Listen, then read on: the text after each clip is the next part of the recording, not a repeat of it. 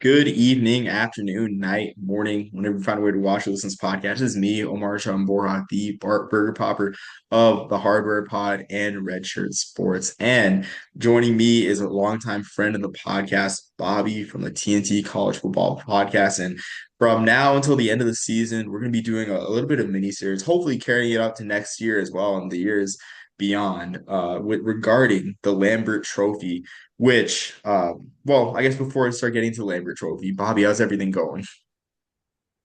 Good, Omar. It's great. Everything over here is good. I'm of course, thankful as always for you to have me on the show. Thankful for our friendship and just excited to talk about the Lambert Trophy and the fun things that moving forward. Yeah, absolutely. And the pleasure's always mine, Bobby. I mean, it's been too long since, I've had you as a guest on the podcast, and I'm just glad to have you back. Thank you, thank you. I know my work schedule doesn't always make it easy for us to get together on here, but it's always fun talking ball with you. Thanks. Yeah, no, likewise. It's always fun as well, Bobby, talking with you. It kind of works out though, just being out here in the mountain time zone because I mean, if it's before midnight, I can make it work out here in the in El Paso. So but going on to our topic and just introducing this kind of podcast, I want to put the disclaimer that while Bobby votes for the Lambert Trophy, this isn't like an official Lambert Trophy podcast of any sorts. Just kind of doing this because grew up in the Northeast. Bobby's a UConn fan and everything is voting for the Lambert Trophy. So I figured it's just something good to bring some light to this award. So the Lambert Trophy, though, for those of you that are unaware, I'm sure that this channel has subscribers all over the country, those who don't live in the Northeast. And the Lambert Trophy has been around since the mid 30s. I think either 36 or 37 was the first year of its inception. But the Lambert Trophy awards, before there was a Big East, before there was an ACC or any conference really, other than the Ivy League, or before even the Ivy League, there was the Lambert Trophy awarding the award to the most deserving, not deserving, sorry, the most accomplished team. That's the term that they use, the most accomplished team in the Northeast every single year. And that was awarded until 2018, or sorry, 2019. And they took a break after 2019. They retroactively gave the trophy to Army in 2020, and then that was the last Lambert Trophy that they have awarded since then. But the Lambert Trophy, prestigious before there was any Northeastern Football Conference at the FBS level. There was Lambert Trophy to award these Northeast teams when college football is regionalized.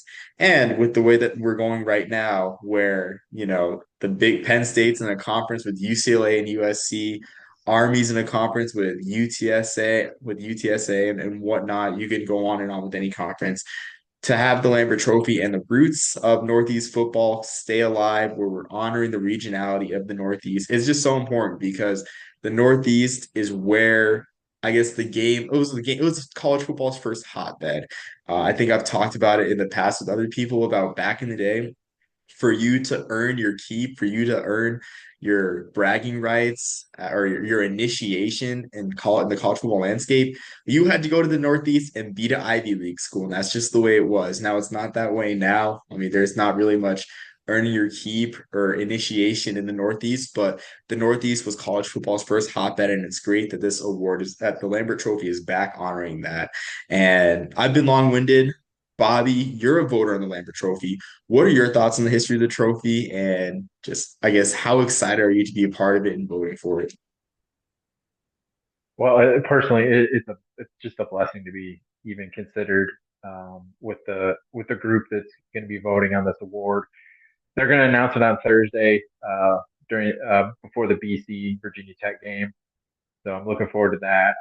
I saw the list, and it's a really good group of guys that I'm excited to be a part of. As far as like you were saying, when it comes to the award and just what Northeast football means to college football, like you were saying, like this is where college football started. This is where its roots are in the Northeast, and for and I think a lot of people who don't live in that area, myself included, honestly, before I became so close with UConn football and that program and everything. you kind of think of it as a bit of an afterthought, honestly.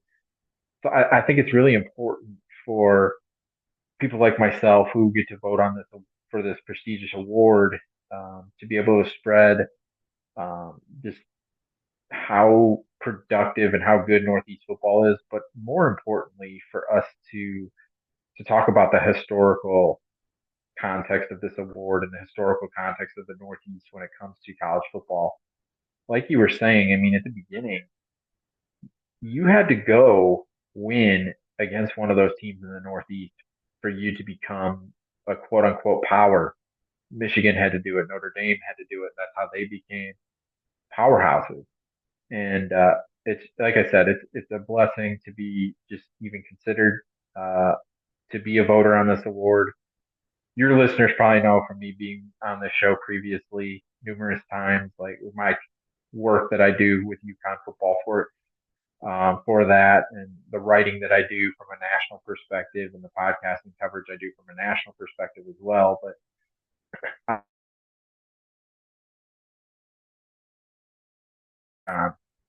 and the Huskies gave me the opportunity to be a part of this committee.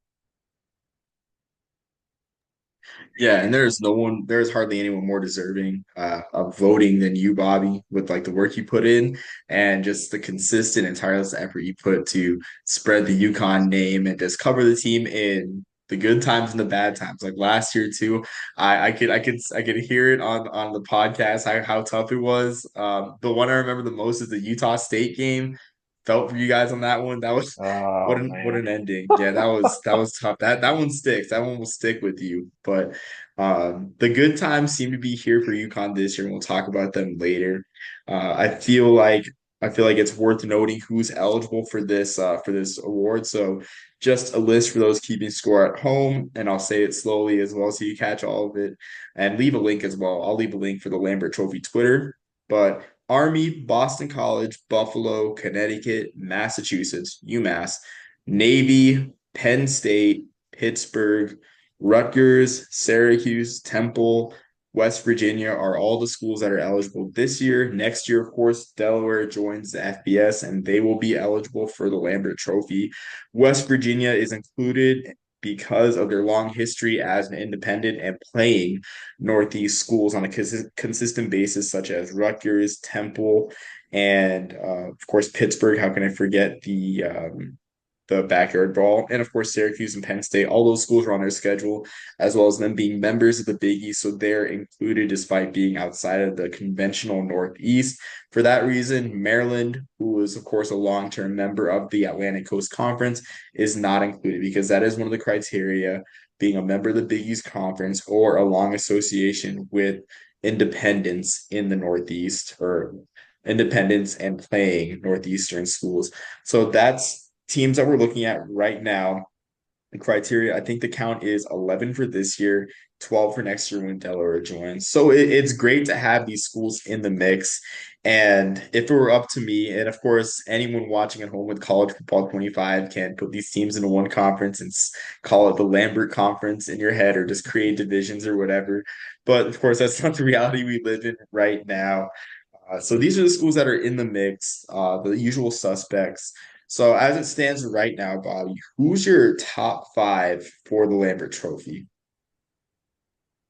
So I based my top five off of where I think, well, first off, I think majority of people understand Penn State is the best team out of this group. I think we all understand that and realize that.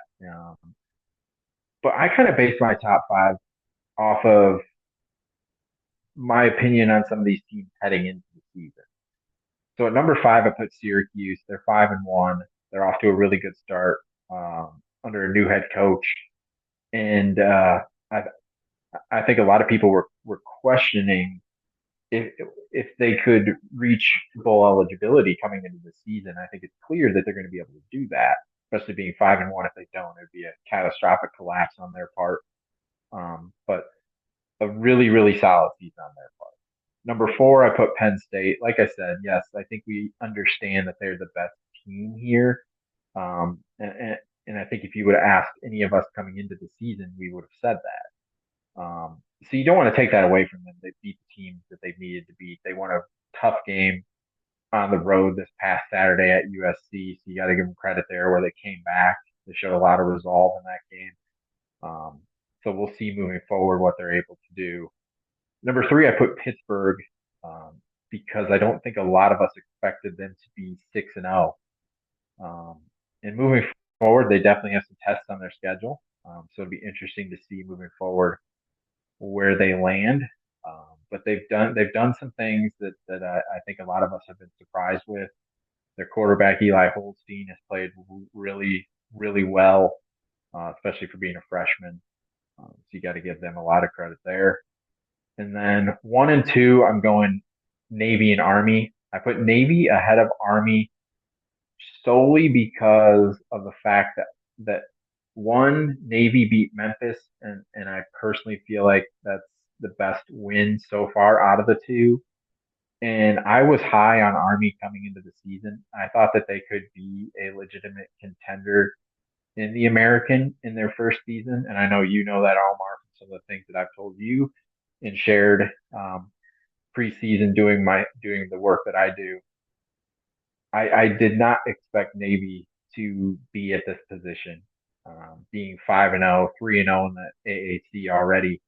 So that's why I'm going to give them the nod thus far, being number one. Obviously, those two play each other moving forward. Navy has a tough stretch coming up. This week they play Charlotte. Interesting matchup, but they have some tough ones coming up with North Texas. And uh, obviously Army. I believe they play Memphis as well moving forward. Or they already. I'm sorry, they already played Memphis, but like Tulane. So they're going to obviously be tested moving forward. But that's why I put them number one ahead of Army. But I think you could almost go 1A, 1B at that point with those two.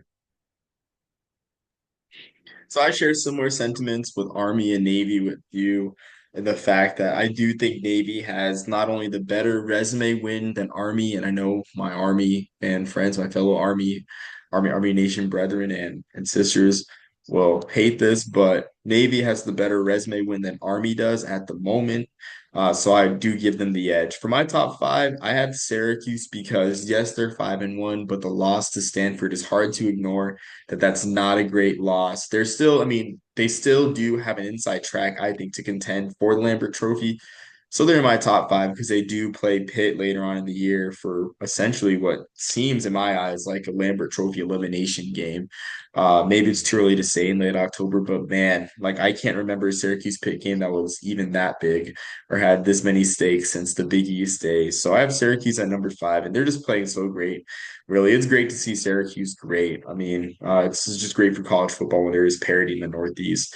For number four, I had Army, of course, starting 6-0. They've done what they're supposed to. They have not played down competition at all. They've been dominant against the AAC's lower rung. I'd say the toughest game they had was against an FAU team, which I think the fact that they only beat them by 24 seems excusable now after how North Texas played against them this past weekend, which was that surprised everyone. That threw me. I mean, that threw me off because the way that FAU's offense was clicking against serviceable competition on defense. North Texas, of course, was suspect against Texas Tech, probably their only test of the season on defense, and South Alabama for that matter. I know everyone was going crazy about South Alabama's offense, but their defense looked suspect as it did against FAU, so there's liabilities there. So I got Army at four, three Navy because of the Memphis win. It's hard to ignore that. Memphis being the class of the American and them being 5-1 right now. Number two, I had Pitt at 6-0, and I put Pitt there because I don't know if it's just the Big Ten bias. I don't really have any, I guess, purposeful Big Ten bias with Penn State, but Pitt's strongest win right now is against a 3-3 West Virginia squad. compared to Penn State's biggest win being against USC, a team, USC on the road, a team that beat LSU.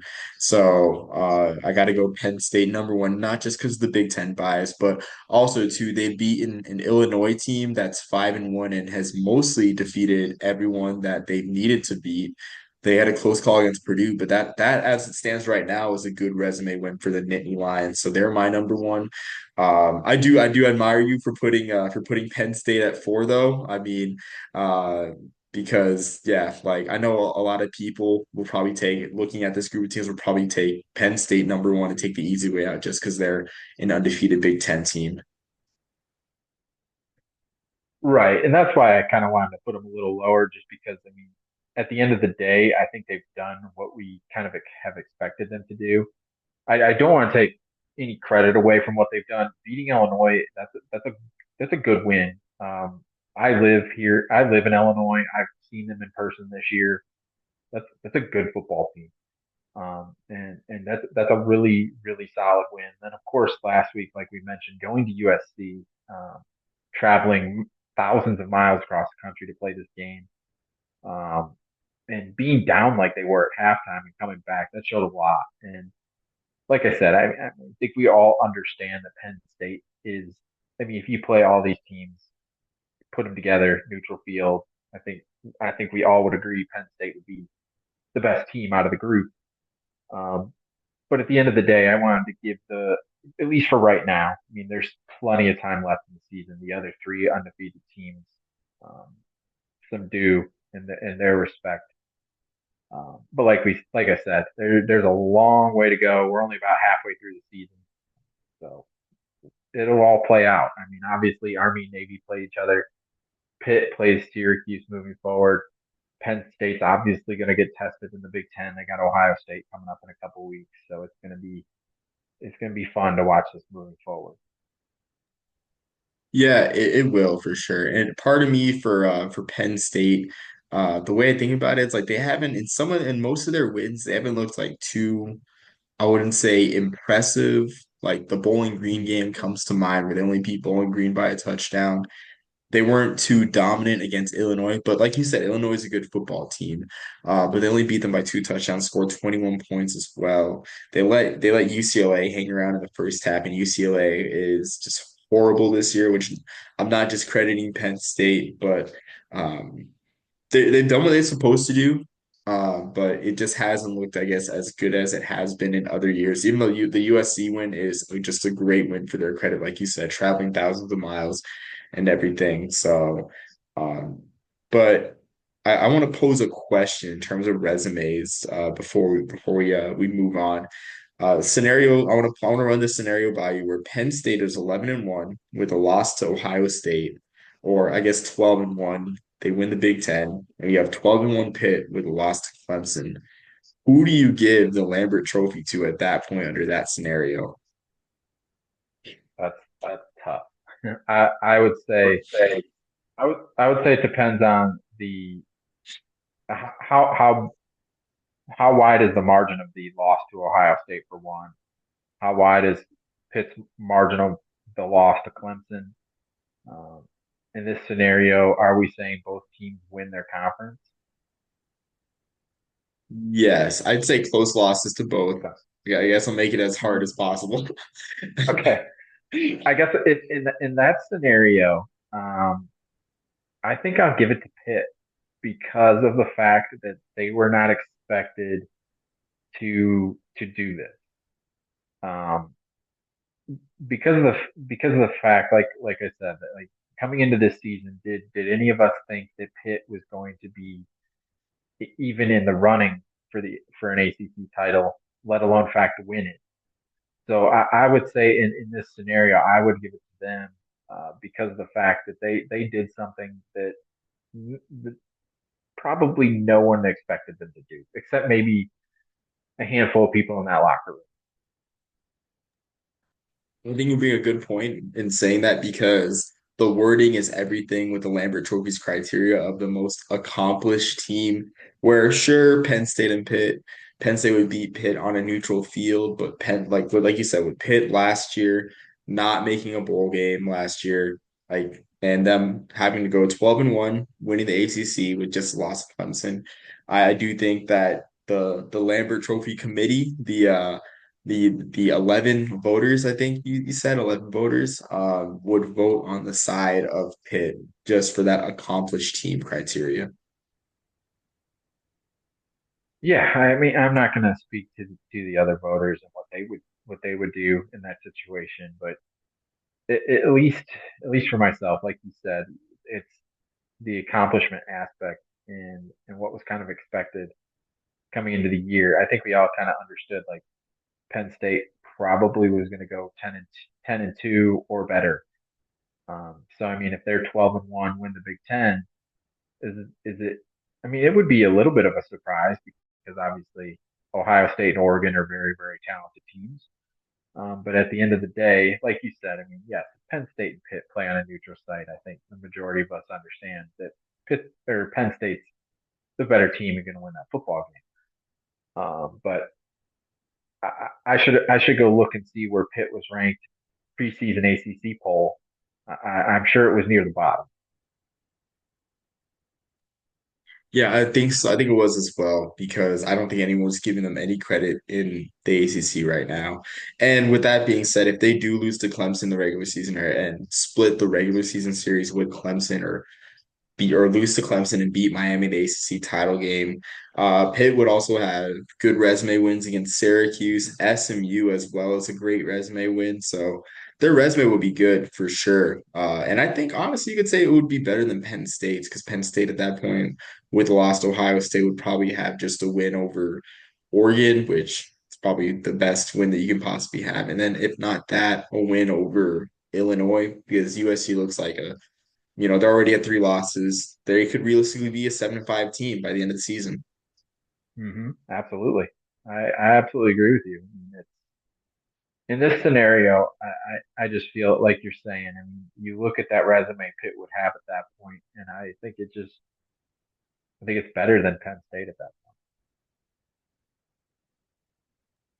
I would agree. I would agree. And I think the ACT's immense parity has a lot to do with that. Where like the Big Ten, I don't know if top heavy is the word, but after Ohio State, Oregon, and Penn State, the quality just kind of drops off a cliff really in terms of national contenders, where there are teams that could have and shoot, I'm disrespecting Indiana. I can't believe of course, I'm doing that. This is unfamiliar territory, but after I'll Indiana be there on too. Saturday.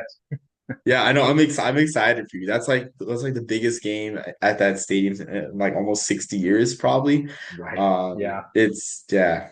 So, but after that, it's like the amount of teams that you think would either be a legitimate playoff team, no matter what their schedule is, or the teams that are coasting through an easy schedule. It kind of drops off after Indiana. So. But the ACC, like there's like in my mind at least like 5 different teams that could possibly like win the ACC, like in my head compared to the Big Ten. So Right. I mean, there's probably two clear favorites, but I mean, would it be surprising if SMU sneaks in or Pitt or I mean, you can go down the line with a couple other teams. I mean, there's real parity there, and Miami has looked obviously beatable. I mean, in multiple scenarios where they've had to. I mean, the Cal comeback. I stayed up late and watched that, and it was like, holy crap, how did they pull that out? Then obviously the Virginia Tech game. We could talk about that for hours about what happened at the end of that game. But yeah, like you said, I mean, the ACC just with the parity in itself, it's different than the Big Ten for sure. yeah, absolutely. So going on to our key games in our eyes, it's a very light slate. I guess we'll begin with Friday night, like you said, that on Friday night they'll be revealing or Thursday, Thursday night. before that Thursday. I'm losing track of the days. So tomorrow, before the BC Virginia Tech game, which I'm just randomly thinking of a Friday night BC Virginia Tech. I'm thinking of like the 2021 game when Phil Dracovic came back from injury and they released the Michael Oh Jordan yeah. press release. I don't know why that like literally just Yeah, now that memory came into my head, and I was on the Phil Dracovic hype train. My me friend too. John Me Glowacz, too. like we thought we I thought he was gonna be a Heisman finalist, and yeah, that went well. That's all I'll say there. But I was Boston right there with College, you. yeah, like he was amazing. 2020 Phil Dracovic, just a great flash in the pan. Man, if only he Yeah, stayed healthy. I blame UConn. I blame UConn in 2021 for breaking his confidence. But yeah, so that'll that do it. yeah, it was an amazing defensive performance, and like we'll talk about UConn in a little bit as well for their game this week. But Boston College, Virginia Tech, classic Big East matchup there, and Boston College is 4-2.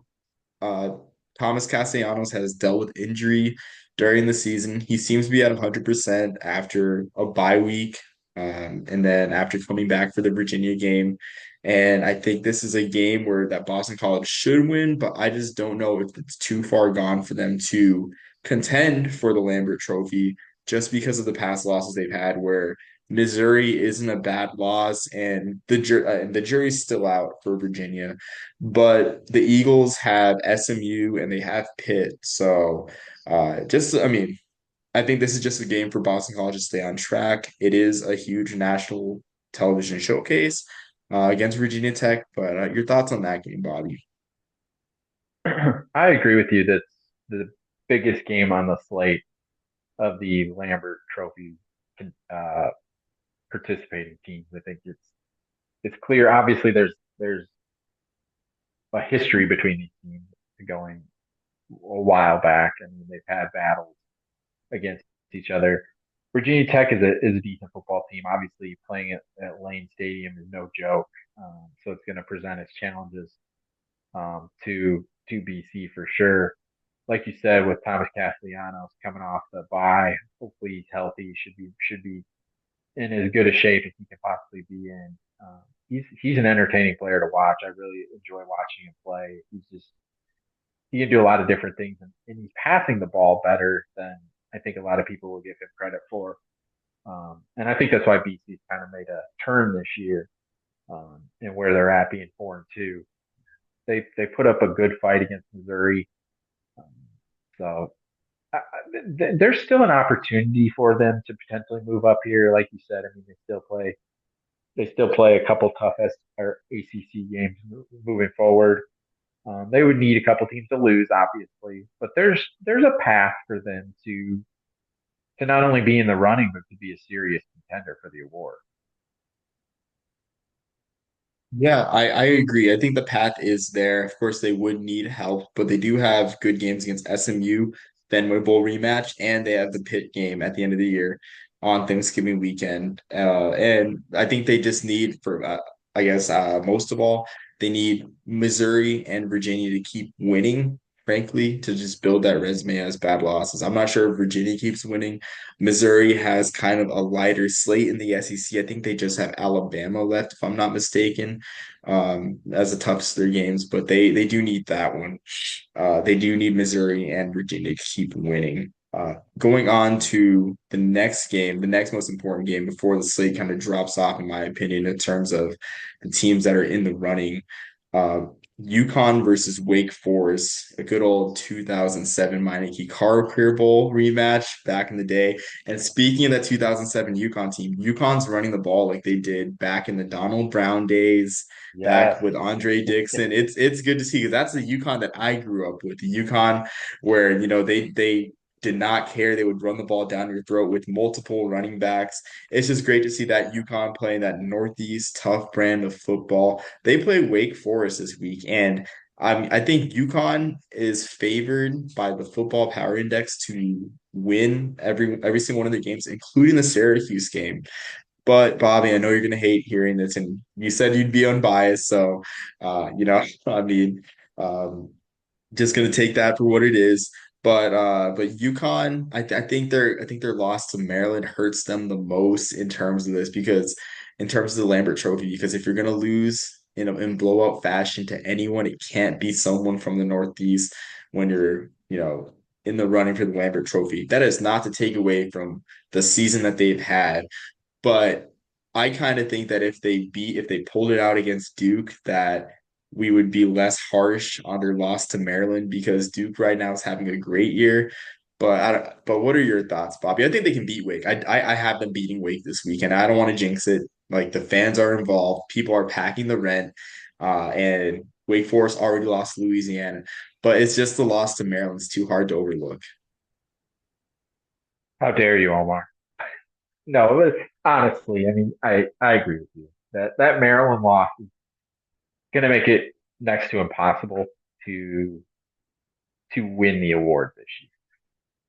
However, and those of your listeners who don't know, I cover UConn football at a pretty high level. I dedicate an episode of my podcast each week to UConn football. I have a former UConn player that joins me each week. We discuss anything and everything going on. I think we provide a really good perspective on everything that goes into the Husky football program and deep dives and everything when it comes to that. His name's Pete Callen. Me and Pete this week have said this is the biggest game for UConn in quite some time. It's an opportunity against a Power Four program that they can absolutely beat. And we were so close against Duke, so close, and we were right there. We had a real opportunity, and I feel like if we played them right now, I really believe that we win that football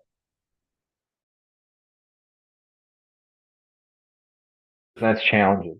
Wake has obviously they have ACC talent. They're skill players. They're running back. They got four wide receivers that are really talented players that are going to spread us out and really challenge our defense. And the two games that we've lost, it's been against obviously power four competition where they've spread us out and been able to do some things to get our guys in space. And we sometimes have tackling deficiencies, and that shows in space, obviously. But again, this is a game that Husky Nation is beyond excited about. An opportunity at home at Rentschler Field to beat a Power Four team, something that will hopefully springboard our program um, moving forward. And something that Pete and I always talk about is the eyes of the college football world, and not just college football, but the eyes of the college athletic world are on UConn football.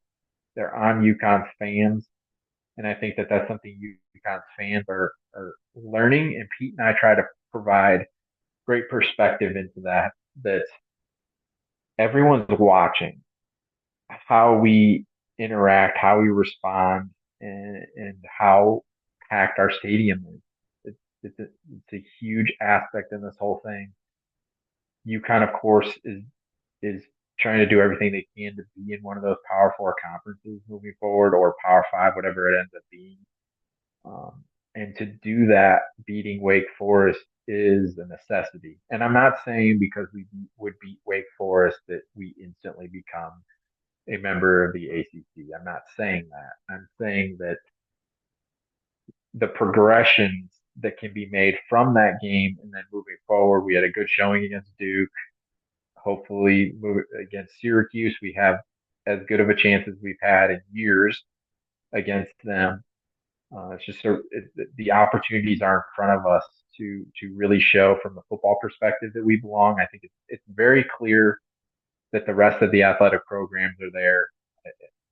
Everybody knows about basketball, men's and women's basketball, but it's the other sports as well: baseball, hockey. You can go down the line. Softball. UConn is a very legitimate contender in many sports, and you got me on my soapbox, Omar. So I guess I'll just stop there. No, I know you're passionate about it, and I mean, I might do the same thing too if we bring up Army's game. But yeah, like it definitely is a huge game for sure with that because I remember that after the Maryland game, it almost seemed like swiftly, like right after Maryland blew you guys out, the Big 12 reneged their interest in you guys. And they'll say that, football, that the result of the game was not a influence in it, but when the reaction comes that swift, it's hard to believe that it is not a factor in that. So I mean, like you said, like it's so important that the fan base packs Rentschler Field, that UConn plays well in this game. So the eyes remain on UConn and everything, which I think a 10-2, 9-3 season is just an amazing opportunity for Mhm. UConn, just to show that 2022 wasn't just a flash in the pan and everything. So just an important game to say the least. Maybe not Lambert Cup, maybe sorry, Lambert Cup's the FCS version. Hopefully that's coming back soon. But but Lambert Trophy implications. So I think there's not much else I can add beyond that, Bobby. I'll be rooting for UConn this weekend. What are some of your key games in the Lambert Trophy race for this week? I think both Army and Navy have interesting opponents this week. Um, I think if you look at Army's schedule moving forward, it's not as difficult as Navy, clearly. Army has a matchup, obviously, with Notre Dame. They have North Texas coming up, who's a good football team who can score a ton of points. That game's going to be really interesting because of the contrasting styles of both teams. I think that I'm really looking forward to that game just because of it's just going to be so interesting to watch how those two offensive systems go against each other. But Army this week played East Carolina, and Army should be East Carolina, and they should handily win the game. But this is one of those games coming into the year that I think people looked at this game saying like this is going to be one of Army's more difficult opponents on their schedule. Um, then ECU has struggled defending the run. Obviously, we know what Army does, so that's why I'm definitely leaning towards Army winning by a good margin. But again, I think this game presents some interesting things from the perspective of Army having to defend some of the things ECU can do. Then when I look at Navy, Charlotte has obviously exceeded expectations this year. You can say what you want about some of the things that their head coach Biff Poggi says and does and off the field and whatnot. But at the end of the day, Charlotte is significantly better this year than they were last year. So you got to give them credit. Navy has a huge game coming up with Notre Dame. I don't think Navy would ever look ahead. I don't think that that's. I mean, you would know, Omar. You've lived that. You know, as someone in the service, I don't feel like that those guys are going to be looking ahead. But at the end of the day, I mean, they are human, and you have a huge game coming up against a ranked team that you really have an opportunity to beat in Navy's case. Um, so they better be ready to play Charlotte, and I think they will. Like I said, but I think this is a very interesting game that nobody who would have ever thought coming into this year that Charlotte against Navy would actually be a marquee game, not only for the fact because Navy's ranked, but also because Navy's undefeated and playing really good football, but also because Charlotte has exceeded expectations tremendously. And you were saying to me before we came on, like Army being ranked and having a ranked home game for the first time since I believe you said the '60s. Like I just hope and pray that they would lose their first game ranked at home. That would be terrible, and I don't think they will. But it just I think both of these teams being ranked, um, it, I'm not going to say that there's going to be too much pressure on them. I don't because obviously these are young men and women at both academies that have way more pressure on them than a football game. Um, but there's a tension on both of these programs that they haven't had in quite some time. Yeah, I agree. And I don't think that looking ahead will be an issue for Navy. Fingers crossed and everything. And like you said, the thing with East Carolina, looking at how they played last year against Navy, how that game was just a tough rock fight all along. I mean, 10-0 in Annapolis. I would expect it to be the same way with Army. Maybe not as close, but East Carolina always plays tough games against the Service Academy. That being said, they have lost to worse service to worse Navy teams, like Navy teams when they have played down to Navy, I should say. Navy has given them trouble in the past. In the past like few years, I think 2020, they Navy beat them on the road at Dowdy Ficklen. 2021 was a near upset, even though Navy was 4-8 that year, and East Carolina ended up being 7-5. 2022, East Carolina played in a bowl that year, and Navy once again had a poor year. I think they were like 3-9 or 5-7, might have been 5-7. In 2022, they had a tough year, and Navy beat them on the road, and then last year too, where they lost 10-0. So East Carolina always struggles with the service academy with at least Navy. Same thing might happen with Army, hopefully. And also too, Army hasn't beaten. Army used to be East Carolina's doormat in the old Conference USA, which Army fans will act like never happened. You mentioned Conference USA years to Army fans, and they will immediately break into a cold sweat. We're 0-8 all time against East Carolina. So for that, I know I was saying, I would do the Patrick Beverly jump on the scorers table if we beat UAB for the first time. We did. Hopefully the same thing happens. We beat East Carolina this time. But it's an interesting game for sure because they had a bye week to prepare for us, figure out their quarterback situation. Looks like they're going with Caton Hauser and not Jake Garcia, which we'll see how that goes. Garcia was turnover prone. And Army is the last program that is the last team that you want to be turnover prone for sure. And then on to Right. Charlotte. Yeah, exactly. Like, because I mean, you want to score in every possession. Like Army, like this year, Army's looking like a team that where you need to score in every possession. Like I remember watching the Tulsa game, seeing them go for it in their own territory in the first drive, and I'm like, yep, like people are respecting this Army offense that they need to take advantage of every possession. For Charlotte, Navy had a bye week to prepare for Charlotte. So, I mean, and Charlotte, of course, had the bye week as well.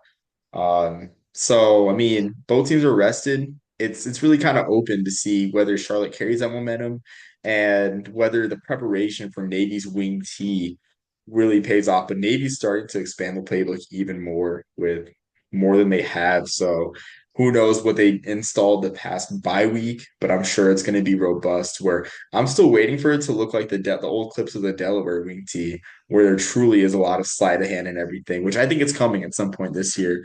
So that's just my thoughts on those games. But like you said, looking ahead to the Notre Dame game, where Notre Dame, I mean, like Notre Dame is, that's a game that could get them into the playoff, a game that could be on ABC. Which even though I do think the added motivation, I think if Coach Newberry follows what happens with the weekly television selections, he probably doesn't, probably doesn't care about those things, but tells players that ABC doesn't think that you're good enough just yet for you to be on their network. They're still deciding like that. That could be motivation for them to play well against Charlotte this week. Interesting concept that like you said, I don't think that that's necessarily in their thought process, but hey, I'm a former head coach at the college level. You sometimes look for things to motivate your players in that way, and that's definitely something that you can use. I think another interesting game this week, and it's not so much from the Lambert perspective, it's more for the MAC perspective. Western Michigan at Buffalo are both undefeated in MAC play. Buffalo has defeated Northern Illinois and Toledo.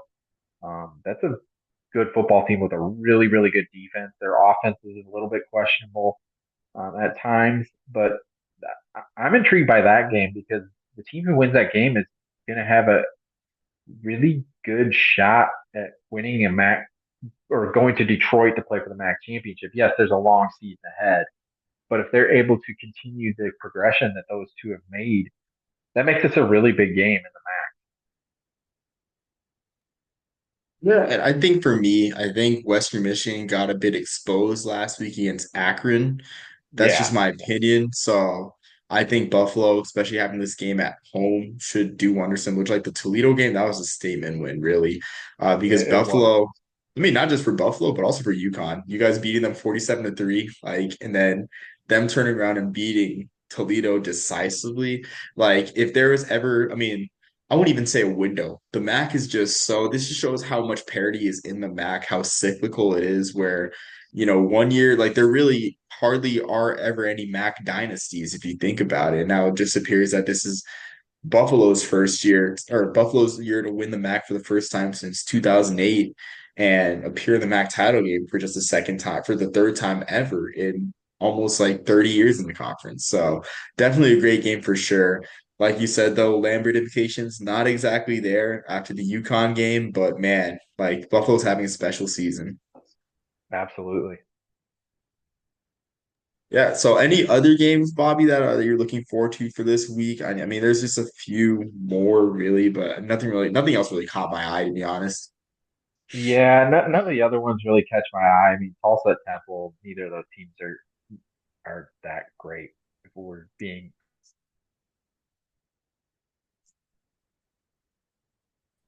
their performance last week against Wisconsin, I was surprised by that. And Kansas State at West Virginia, I mean, that just doesn't. Kansas State's better. I mean, let's just be honest. Um, and West Virginia's kind of, if we're being honest, they're kind of out of the race for the Lambert Trophy. Yeah, I think so. Like the whole head-to-head thing comes to mind with West Virginia, where they lost to Penn State, not just lost them, but lost by 3 touchdowns as well. Rutgers, UCLA. I'll always root for Rutgers to make a bowl in the Big Ten. They need that game for sure, and I think they'll get it. But talk about looking ahead, they do have USC the following week on a Friday night and a cross-country trip at that on a short week. Brutal, but this is just the new face of college football. And like you said, Maryland, USC, like Maryland just hasn't looked good. Looks like September Maryland is back. September Maryland, I've heard, can beat 2020 Alabama and some of the greatest teams of all time, just with how powerful they are. But yeah, September Maryland seems to be back, unfortunately, which it's interesting too from the bowl perspective with Rutgers and Maryland, because I think for me, for my projections, I have Rutgers going to the Mayo Bowl, but it's like at this point, I really feel like that Rutgers and Maryland just continually get passed by the other bowls because like I mean, I guess they're just undesirable for those bowls really, which I can see. I think the best case scenario for Rutgers is the Mayo Bowl. Worst case would be Detroit or the Guaranteed Rate Bowl. Even the Guaranteed Rate Bowl is just that's a great bowl to go to. Just it's just a great atmosphere out there at Chase Field, but it's just interesting too, where I really feel like those teams are going to want to scrounge up as many wins as possible to get to a place like the Music City Bowl or another bowl like that. But just something that I always think of when I think about Rutgers and Maryland, where it's like, you know, they look like perpetual quick lane bowl teams, not quick lane bowl, whatever the bowl's called now. They look like perpetual Detroit bowl teams. Detroit, I forget what the charity's name for, what the charity the bowl is named for nowadays, but that's just something I'm going on a tangent about bowls because what else would I do? But yeah, it's just my thought right there That's who looking you at are. Rutgers and Maryland's games. I just want to say I give you so much credit for what you do when it comes to that aspect. I mean, that's the deep dive that you have to do each and every week to compile that is really impressive, personally for me. Because I have people ask me those questions sometimes, and I'm like, I don't know, guys. I don't. I'm not even gonna like act like I know who's gonna go where or what.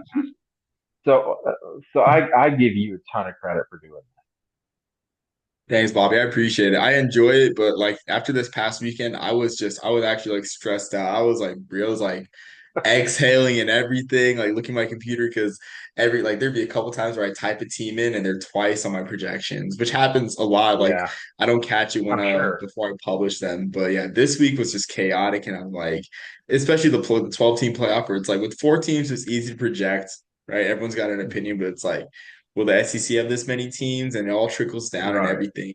right. And yeah, so I appreciate that, Bobby. It's fun, but man, yeah, because it's not just projecting the wins. It's just like in the past, too, it's like, oh, will this bowl take this team because they last appeared in it a few years ago? Is that enough time in between appearances? It's just fun. I think that makes it fun, but it's also very chaotic. I mean, that is something that you take into the thought process too. So I mean, that makes it difficult for somebody like you who's trying to project these things. And there's probably three things that I look forward to when it comes to that every week. One, I'm looking, where did you put UConn? Where do you have them going? then I always wonder who you're gonna have in the Detroit bowl game because that's I grew up there and that's the bowl game I've been to growing up and everything. And then I look at who do you have in the Myrtle Beach Bowl just because I love going to Myrtle Beach and I think and teal is my favorite color. If you look at my podcast, it's my logo colors, and I enjoy coastal. So I'm like, who's gonna go play on the surf turf? Yeah, like for me, I also let my personal biases go into some of these matchups. I'm not removing Louisiana Monroe from the New Orleans bowl projection because they've been Oh, in the that conference would for be so 20. fun. Yeah, Oh like man, they're due. that'd be so They're due. awesome. Yeah, like they're That an would just be original so Sun Belt cool. member. Like, yeah, they deserve it. They deserve it. But what I think would happen, I think ESPN would just stick them in the Frisco Bowl, call it a day against a good group of five team. Even Tulane, now that I Yeah, think about it, them playing Tulane in a bowl game, like I actually would not mind that. But I'm not gonna project it because I don't want that to happen. I want you to put UConn in like the game in Detroit against the Big Ten team because we want an opportunity. I know our fans would love an opportunity in the bowl game against a Power Four team. Um, but I also understand too, like we have to get a slot based off of not enough teams qualifying. So we got to kind of just fit in where we can, just because we don't have a bowl tie-in. So we just kind of fit in where we fit in at that point. Yeah, and I'm just flipping it based on past tie-ins that have been like open or left Right. open. Like this week, I Yeah. had UConn going to the Potato Bowl. Because last year the MAC vacated the Potato Bowl for the first time in like the 12 years, or not even 12 years, like 15 or so years they've been tied at that bowl game. So it's like, all right, now the Potato Bowl is expendable, you know? So if UConn wins the rest of their games, I can see them going against a good Mountain West team. Yeah. So I think I had Fresno State this week. Yep. Yep. So yeah, so that's just what I based it off of. Maybe I'll add some Lambert Trophy bowl projections later on. I guess as we play with this format. But Bobby, is there anything else you want to add before we sign off? No, I'll just say everybody can look forward to us having this little discussion each and every week now, moving forward into the season and then into next year as well. I'm on the Lambert voting committee for at least this year, next year. We'll revisit things after that. Really excited again for the opportunity to be able to vote on this award and the other awards that I get to vote for as well. It's a blessing. I mean, I've been doing this since 2021 and just see where things have grown and what they've turned into. It's only God can do that.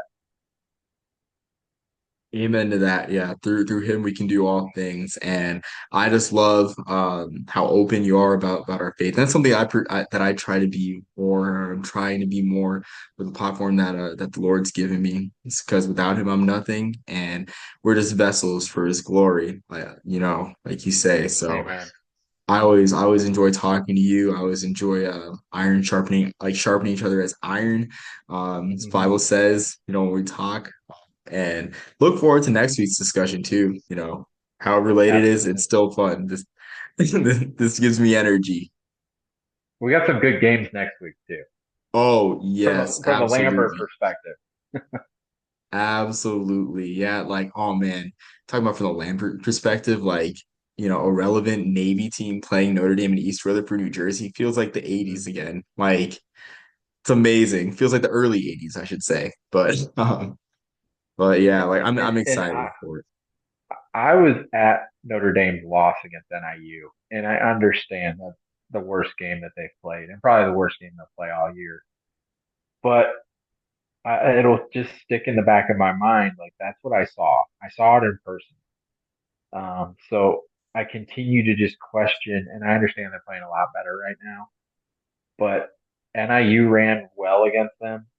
We all know what Navy can do, and this Navy team is, I mean, the things that they can do passing the football to, they're going to really present challenges to Notre Dame. But we can talk more about that next week.